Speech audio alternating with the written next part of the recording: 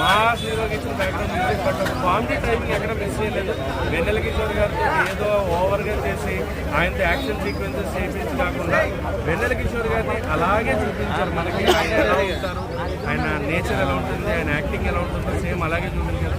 సినిమాని ఎక్కడా కూడా మనకి డీవియేట్ అవ్వకుండా 2 అవర్స్లో ఎంత కావాలో కరెక్ట్గా అంతా సినిమాని మనం ముందు తీసుకొచ్చారు. సినిమా అయితే చాలా బాగుంది. అండ్ సెకండ్ హాఫ్ కొంచెం ల్యాగ్ సీక్వెన్సెస్ ఉన్నాయి. ఫస్ట్ హాఫ్ చిన్న టైంలో అయిపోతుంది, బట్ సెకండ్ హాఫ్ ల్యాగ్ ఉంది. కొంచెం అక్కడక్కడ కొంచెం బోర్ కొట్టే సీక్వెన్స్ ఉన్నాయి, అంత మించి ఏం లేదు. సో సినిమా అయితే నాకు చాలా నచ్చింది.